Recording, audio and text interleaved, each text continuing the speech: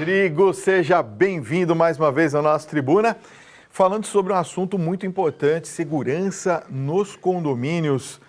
Olha, eu tenho visto muitos casos, Rodrigo. Primeiramente, boa noite, seja bem-vindo de novo ao nosso programa. Obrigado, Fábio. Um prazer Olha, estar aqui. eu tenho visto que em 90% dos casos de assaltos em condomínios, os bandidos entram pela porta da frente. Isso é um dado, assim, absurdo, né? Principalmente quando a gente pensa que o primeiro lugar onde você vai preparar o condomínio contra um assaltante, um possível assaltante, é na porta da entrada. Então, eu queria te perguntar, por que tem essa falha tão grande na porta de entrada dos condomínios, hein, Rodrigo? Então, o primeiro local que se ingressa, quando o assaltante quer cometer um ato delituoso, ele domina a portaria. Tá. Porque é o coração, é o centro de comando do condomínio. É ali que aquele porteiro, aquele operador, vai estar preparado para chamar a polícia, para acionar o alarme, para verificar as câmeras de segurança. Então, 90% desses assaltos, eles começam ali e tem a portaria dominada. Por que a portaria é tão frágil? Por que não se investe? Se investe, mas a portaria ela é uma barreira física. Ela depende do operador humano. Uhum. Infelizmente... Imaginei que você ia falar isso. É nesse sentido que eu queria te perguntar. Há um despreparo desta função do porteiro na questão da segurança? Então, são duas situações. Primeiro, é que o porteiro ele não deve ser o responsável direto pela segurança. Ele tem que, sim, exercer alguns atos de segurança, mas ele não é um vigilante, ele não é um policial. Muitas pessoas confundem isso. Ele não foi preparado, ele não teve um treinamento. Ele é um operador que deve abrir e fechar o portão com segurança e operar aqueles sistemas dentro do condomínio. Não compete a ele a segurança em si do condomínio. Logicamente que ele faz parte de uma estrutura de segurança, mas a ele não pode ser imputada a responsabilidade por assegurar a tranquilidade de todos ali no condomínio. Então a gente poderia dizer que atribuir, vamos dizer assim, esse problema a uma falha estrutural ou de arquitetura na hora da construção dos condomínios? Seria por aí? Também, acho que é uma soma de fatores. Tá. Logicamente que a barreira física inibe. A gente tem um dado da Polícia Militar, um dado muito antigo, onde mais de 90% dos assaltos ocorrem com os bandidos eventuais. Então é aquele ladrão que acorda cedo e vai procurar um condomínio vulnerável. Ele coloca o revólver na cintura, vai cometer um assalto e busca um condomínio vulnerável. E se esse condomínio não tiver com uma barreira física bem feita, o porteiro estiver lá fora, vai ser esse o facilitador para que ele ingresse. Os 10% restantes são aqueles assaltos planejados, onde as pessoas são focos de sequestros e, eu costumo dizer, as pessoas, os bandidos, os meliantes entram dentro de instituições financeiras. Por que eles não vão entrar dentro de um condomínio? Verdade. Agora, levando em consideração isso, a gente vê que alguns condomínios, até que nas proximidades da Rede Vida também, eles já têm, por exemplo, seguranças que ficam na parte externa, principalmente na entrada das garagens e tudo mais. Isso ajuda ou atrapalha, na sua opinião? Então, em alguns casos ajuda, em outros atrapalha. Por exemplo, para aquele meliante, para aquele bandido que está buscando algo vulnerável, ele se inibe com uma pessoa ali fora. Mas se ele é uma pessoa com um bandido profissional que está planejando entrar naquele condomínio específico, esse agente externo é um facilitador, porque ele vai ser rendido e o porteiro que está lá dentro vai abrir se a pessoa tiver com uma arma na cabeça da pessoa externa, seja o porteiro, o vigilante externo, ou seja um morador que estiver ingressando naquele momento dentro do condomínio. Entendi. No caso do condômino, do morador, qual que é a responsabilidade dele efetiva diante de uma questão de segurança? Então, o condômino ele tem um papel fundamental, porque é ele que facilita a vulnerabilidade e é ele que, reunido em assembleia, vai definir quais são as medidas que devem ser tomadas. Lembrando que a segurança ela não está relacionada com conforto. Então, quanto maior for a segurança, menor é o conforto. E o condômino, muitas vezes, ele abre mão da segurança para ter conforto. Então, segurança é, por exemplo, uma barreira dupla, é uma fiscalização, é um vigilante que pede para baixar a janela. Isso traz um desconforto e muitas vezes o condômino não está disposto. E muitas vezes ele está disposto somente quando o condomínio é assaltado. Daí, infelizmente, já é tarde. Por exemplo, a utilização daqueles chaveirinhos que abrem os portões não é recomendado? Não, ele pode ser recomendado. O que a gente diz é que é importante que ele abra o primeiro portão, ele fique na clausura e o segundo portão deve ser acionado pelo porteiro. Entendi. Que é para poder também ter uma visibilidade, verificar. Provavelmente o profissional que trabalha todos os dias com a rotina vai observar se realmente é um morador ou não é. Vai observar, tem câmeras localizadas e nesse controle normalmente tem um botão de pânico. Quando ele estiver sendo rendido, ele vai apertar aquele botão e vai acionar um sistema de segurança. Bom, nós temos também a questão daqueles condomínios que contratam empresas de segurança que, aliás, não cobram barato. As empresas chegam a cobrar assim, valores absolutamente absurdos. Quais são, na sua opinião, as dicas que poderiam ser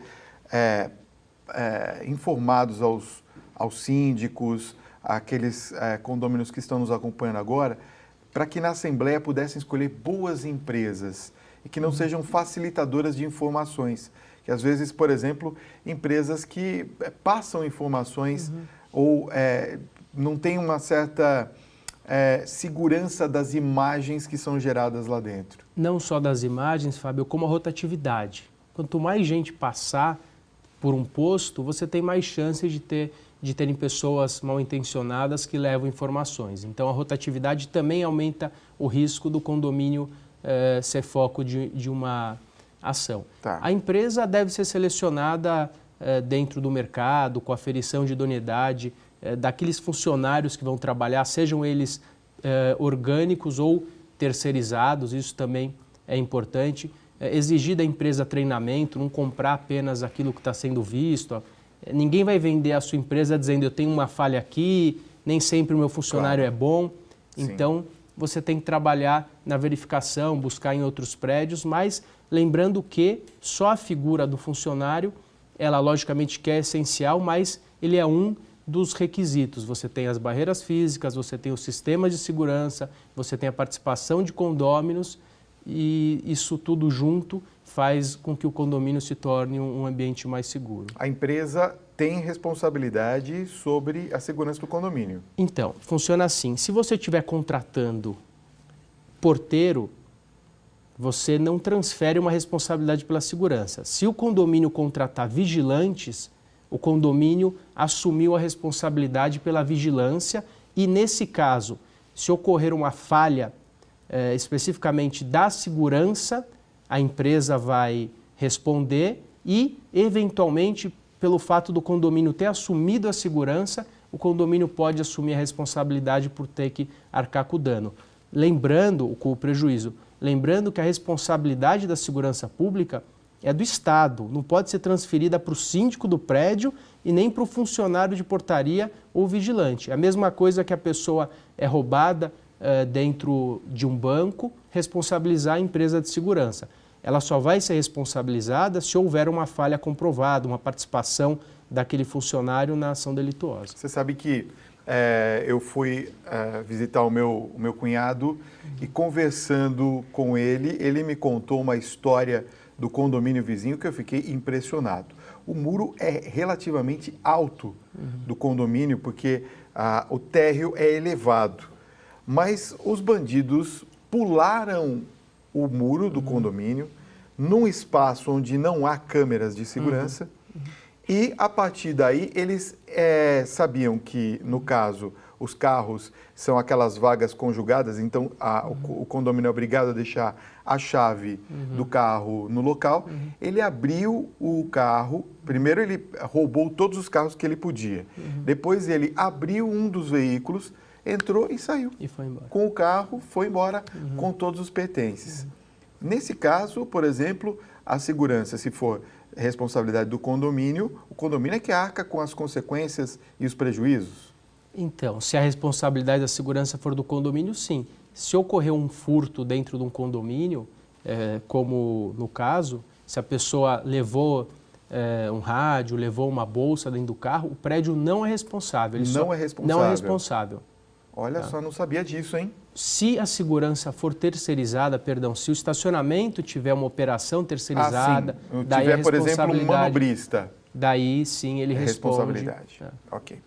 Vamos às perguntas dos telespectadores? Você envia a sua pergunta, a sua questão aqui para o nosso WhatsApp, 11 95033 6870. Nós fazemos ao nosso especialista. Andréia Campos, de Vitória, Espírito Santo, pergunta o seguinte: no caso, se o morador encontrar o seu apartamento mexido ou com indícios de invasão, qual é a primeira atitude que deve ter? Acionar a Polícia Militar, que é o responsável por uma verificação delituosa.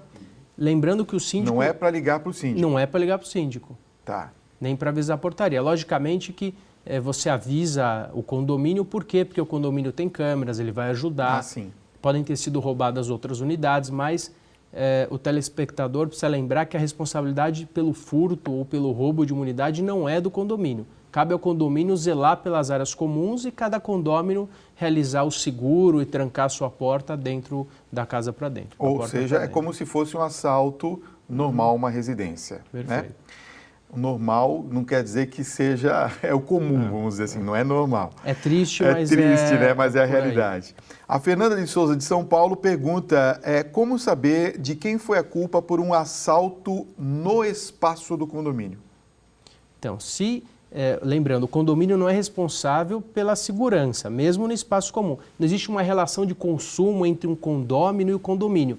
Dentro de um shopping, se a pessoa é assaltada ou tem um carro furtado, o shopping, o estabelecimento comercial é responsável, porque existe uma relação de consumo. Dentro de um condomínio, você precisa provar a culpa do condomínio para que lhe seja atribuída a responsabilidade pela indenização. Mesmo num processo? Principalmente no processo. Principalmente no processo. O condomínio não assume uma culpa. Entendi. Tem que ser provada a culpa, tem que ser provado que o condomínio facilitou ou não verificou. Então, muitas vezes, o condomínio é furtado, liga para o prédio, quer as imagens da câmera, mas não tem.